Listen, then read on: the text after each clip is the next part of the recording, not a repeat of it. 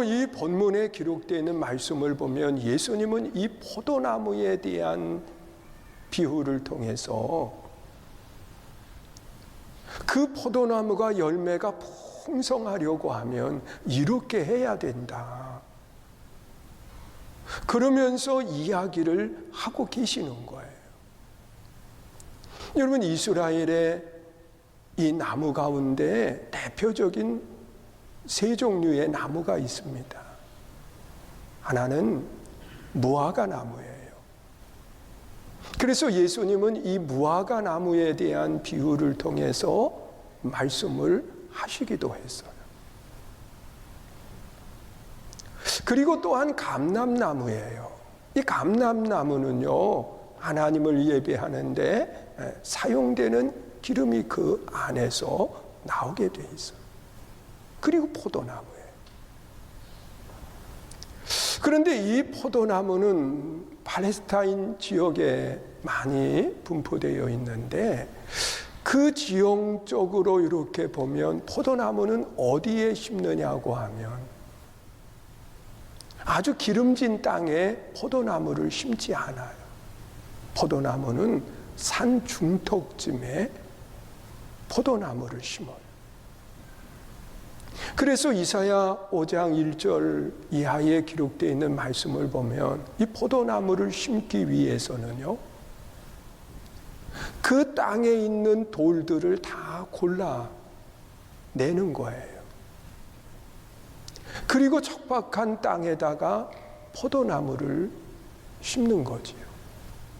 그리고 포도나무를 심고 난 뒤에는 열매를 기대하고 망대를 짓고, 그리고 또한 다른 짐승들이 침입해 오지 못하도록 울타리를 두르고, 그러면서 이 포도나무를 가꾸는 것이 이 이스라엘 사람들의 모습입니다.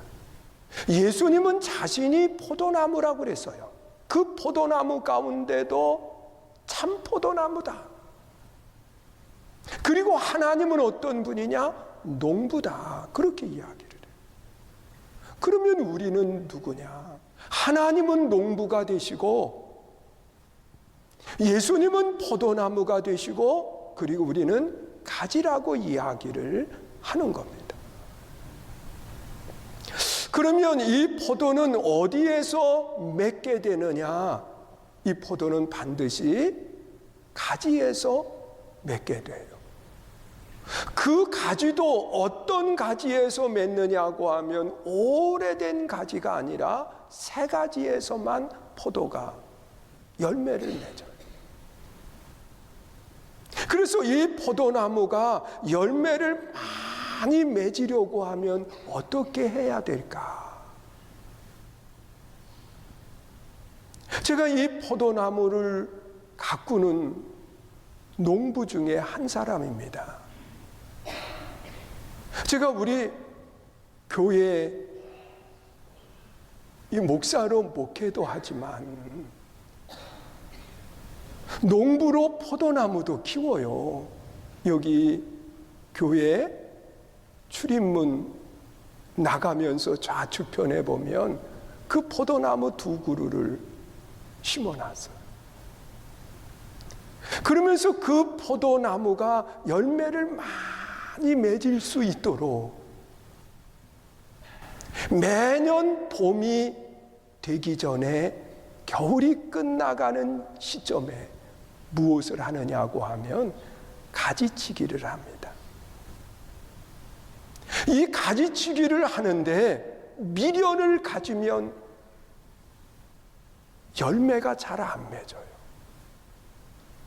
그래서 가지치기를 할 때에는 미련을 갖지 말고 잘라버려야 될 것들은 과감하게 잘라버려요. 어느 해에는 우리 성도님이 그러시는 거예요. 목사님, 이렇게 다 잘라버려가지고 열매가 맺을 수 있나요? 그러면서 이야기하시는 거예요. 근데 그 해가 포도가 제일 많이 맺혔어요. 왜냐고 하면 과감하게 자르지 않으면 새 가지가 자라나지를 못하는 거예요. 미련을 갖고 많이 남겨두면 엉뚱하게 잎만 무성하지 그 열매를 맺을 수 있도록 자라나지를 못하는 거예요. 이 포도나무를 잘 보면 포도나무는요, 그 자라는 데 있어서 순수하게 자라기도 하지만 요 두 갈퀴처럼 생긴 그것이 꼭 잎이 나오는 그 중간에 하나씩 그게 끈처럼 나와요. 근데 그 끈처럼 나오는 게 다른 포도나무나 그리고 이 자라는 가지들 이런 것들을 이렇게 붙들어요. 근데 이게 처음은 붙드는 건데 그 붙드는 강도가 얼마나 심한지 이게 또로로 말려요. 말리고 나면 이게 아주 굉장히 강하게 굳어버려요. 그래서 다른 가지들이 자라는데 영양분이 공급되지 못하고 그냥 죽어버리는 그런 결과를 갖게 되는 거예요. 그래서 이 포도나무에 이 붙드는 요 갈기처럼 생긴 그거를 잘라버리는 거예요.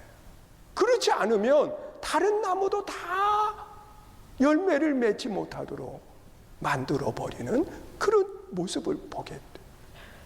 그래서 이 포도나무는 무엇을 해야 되느냐고 하면 반드시 가지치기를 하는 겁니다.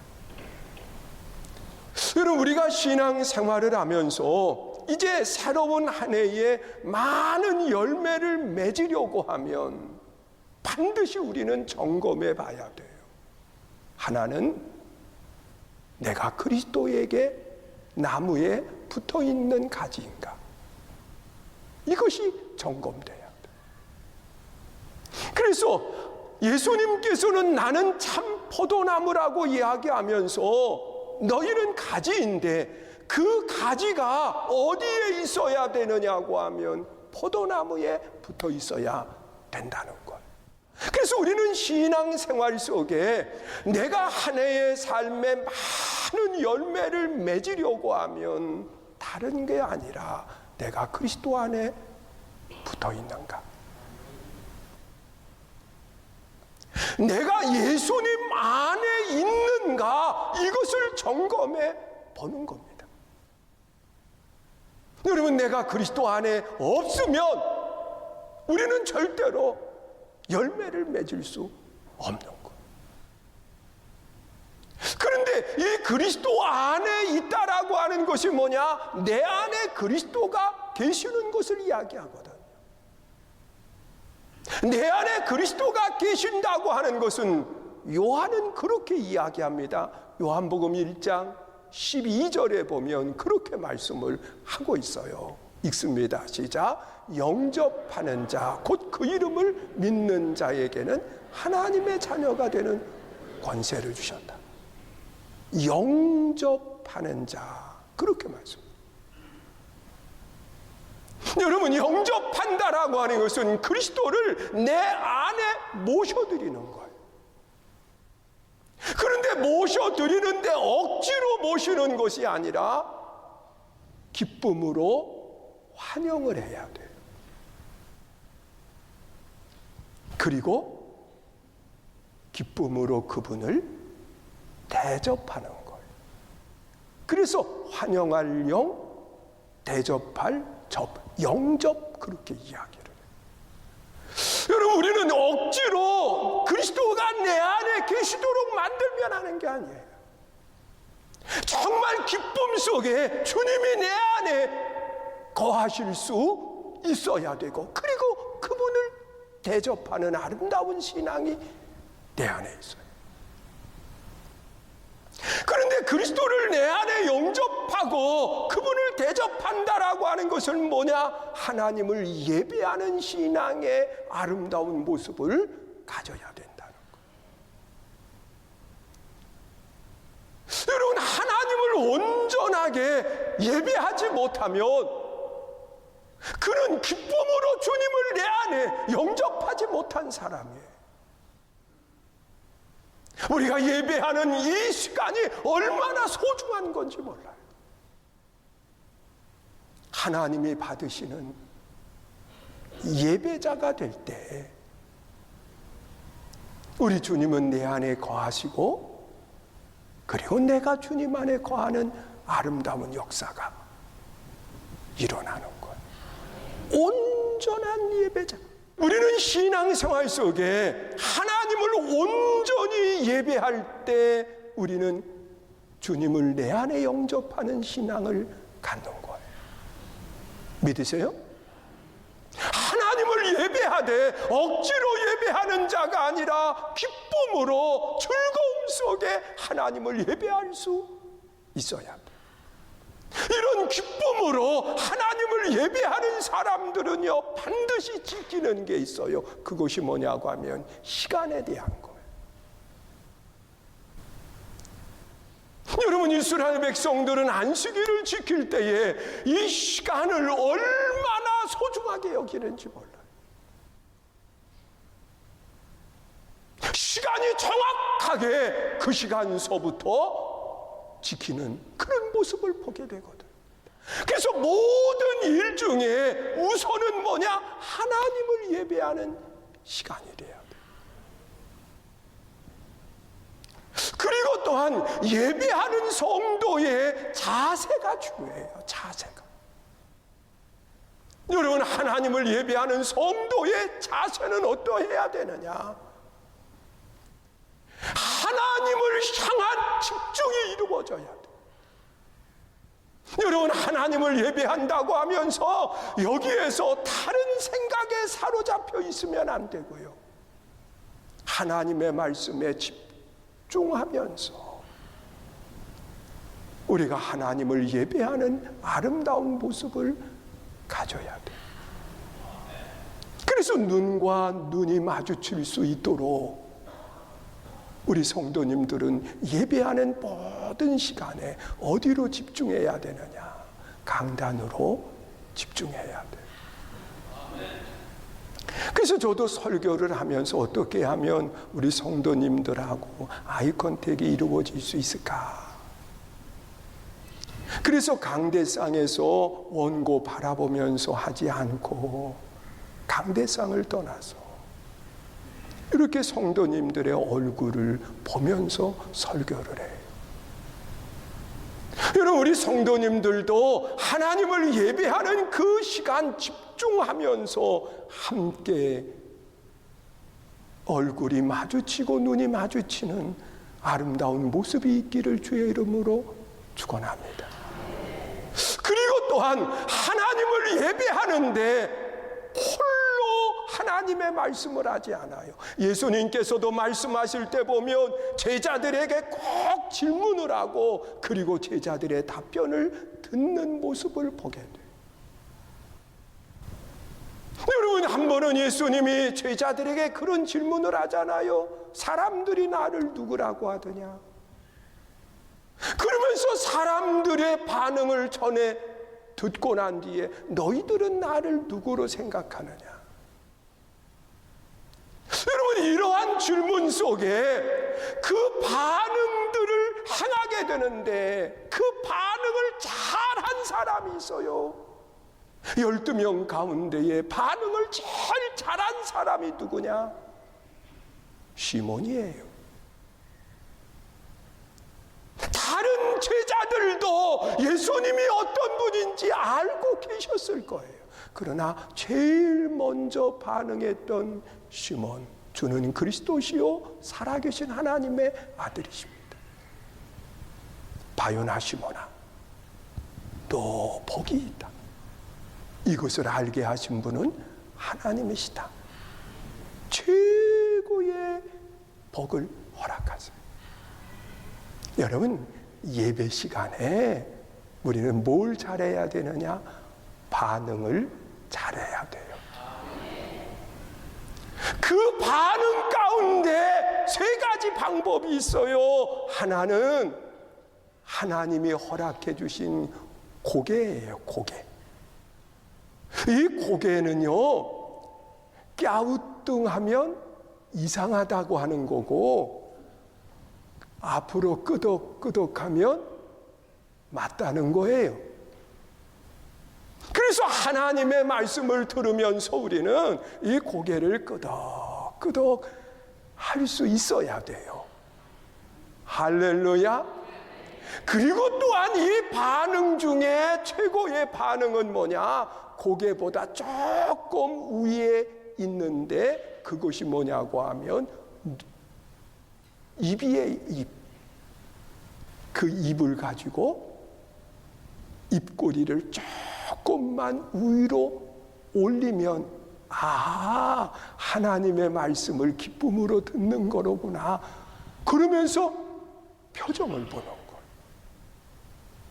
여러분, 하나님의 말씀을 들으면서 내 표정이 기쁨으로 바꾸어지면 전하는 저도요 행복해. 믿으세요? 그리고 세 번째 반응은 뭐냐? 아멘이에요. 할렐루야. 여러분, 하나님의 말씀을 들으면서 이 시몬, 그가 입을 열어 말할 때 바요나 시몬아, 너 복이 있다, 이걸 알게 하신 분은 하나님이라고 하시면서 최고의 복을 허락해 주십니다. 오늘 우리가 신앙생활을 하면서 그리스도를 온전히 영접한다고 하는 것은 예배자로 아름다운 모습으로 서는 겁니다. 그리고 또한 내 신앙이 그리스도 안에 있는가 없는가를 무엇으로 보느냐고 하면 우리는 기도를 통해서 보는 겁니다. 여러분, 오늘 본문 7절에도 그렇게 말씀을 하고 있어요. 7절 말씀이 있습니다. 너희가 내 안에 거하고 내 말이 너희 안에 거하면 무엇이든지 원하는 대로 구하라. 그리하면 이루리라. 여러분, 너희가 내 안에 있는 것을 내가 무엇으로 보는 줄 아느냐? 너희가 내 안에 있을 때 너희는 무엇이든지 구하라. 그러하면 이루리라고 그렇게 말씀을 하고 있어요. 여러분, 내가 그리스도 안에 있다라고 하는 것은 예배자의 아름다운 신앙을 이야기해요. 내가 그리스도 안에 있다라고 하는 것은 구하는 신앙을 말하고 있어요.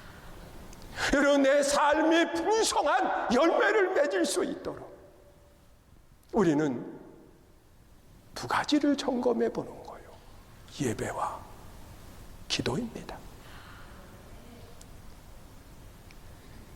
이것에 방해가 되는 요소가 있다고 하면 가지치기를 하는 거예요. 가지치기를 잘못하면 저한테 전화하세요. 내가 해드릴 수 있어요. 그리고 두 번째로 열매를 많이 맺으려고 하면 포도를 농사를 지을 때 공급하는 게 있어야 돼요. 그래서 이 포도나무가 열매를 많이 맺으려고 하면 어떻게 해야 되나요? 그리고 제가 질문을 했어요. 어디다 질문을 했느냐? 챗 GTP. 거기다가 질문을 해본 거예요. 그랬더니 답변이 그렇게 왔어요. 물을 잘 줘야 된다는 거예요. 그래서 며칠 만에 주는 게 잘 주는 거냐? 그랬더니 5일에서 7일에 한 번씩 물을 주래요. 그리고 또 하나는 뭐냐고 하면 햇볕이 잘 들어와야 된대요. 햇볕이 들어오지 않으면 안 된다는 거예요. 그리고 무엇이 돼야 되느냐? 공기가 잘 전달될 수 있도록 바람이 불어주는 길을 터줘야 된다는 거예요. 의심 나거든 집에 가서 물어봐요. 치면 금방 나와요. 여러분, 우리가 신앙생활도 똑같아요. 저는 그것을 보면서 그리스도 안에 열매를 맺는 것이 이거구나. 물, 햇볕, 공기. 우리 신앙생활 속에 이것은요, 전적 하나님의 무엇냐? 은혜입니다. 여러분, 우리는 이 신선한 물을 늘 마시는데 물값은 정수하고 그런 국가에서 받아가지만 그 원물은요, 하나님이 거저 우리에게 주신 거예요. 여러분, 우리가요, 이 따뜻한 햇볕을 받으면서 생활하지만 이 햇볕을 받는 이것에 대해서 돈 내고 받는 사람 없어요. 하나님이 거저 주시는 거예요. 여러분, 신선한 공기를 들이마시는데 이 또한 하나님이 거저 주시는 거예요. 우리는 이것에 대해서 무엇을 할 줄 알아야 되느냐? 은혜에 감사하는 아름다운 신앙이 내 안에 있어야 되는 거예요. 이런 성도에게 하나님은 더 많은 것을 공급해 주시는 역사가 일어나는 거예요. 가지치기를 해야 돼요. 그리고 공급받는 아름다운 모습이 있어야 되는데 이 공급받는 아름다운 역사는 은혜에 대한 감사예요. 하나님의 은혜에 대해서 감사할 줄 알아야 돼요. 자, 이런 성도에게 하나님은 풍성한 열매를 맺게 하시는데 그 열매로 인해서 누가 기쁨이 되느냐? 농부가 기쁨이 되는 거예요. 그리고 다음 세대가 열려지는 아름다운 역사가 그 안에서 이루어져요. 그래서 오늘 본문 8절에서 그렇게 결론을 맺고 있어요. 읽습니다. 시작. 너희가 열매를 많이 맺으면 내 아버지께서 영광을 받으실 것이요 너희는 내 제자가 되리라. 믿으십니까? 여러분, 그리스도 안에 우리가 열매를 맺으면 하나님이 영광을 받으시고 우리는 그리스도와 동일한 모습 속에 이 땅의 삶을 살아가면서 또 다른 제자를 만들어내는 귀한 역사가 열매를 통해서 나타나는 겁니다. 자, 2024년도를 마감하고 새로운 한 해를 출발합니다. 여러분, 우리가 2024년도에 매여놓고 새로운 한 해를 맞이할 수 없어요. 아깝지만 방해되는 요소들이 있으면 과감하게 뭐 하라고요? 가지치기를 하는 거예요. 하나님을 온전히 예배하지 못하게 하는 모든 요소들을 가지치기 하는 거예요. 하나님 앞에 기도하지 못하게 하는 모든 것들을 가지치기 하는 거예요. 그리고 더 많은 열매가 맺을 수 있도록 공급하는 거예요. 그 공급하는 것은 뭐냐? 하나님의 은혜에 감사하는 거예요. 원망과 불평은 열매를 맺지 못해요. 그러나 감사는 열매를 맺게 되어 있어요. 열매가 있을 때 농부이신 하나님의 영광을 받으시고 또한 우리는 주님의 제자가 될 뿐만 아니라 또 다른 제자를 만들어내는 아름다운 역사가 일어나는 거예요. 그래서 2025년 우리 성교중앙교회 모든 성도들의 삶에 풍성한 한 해가 될 수 있기를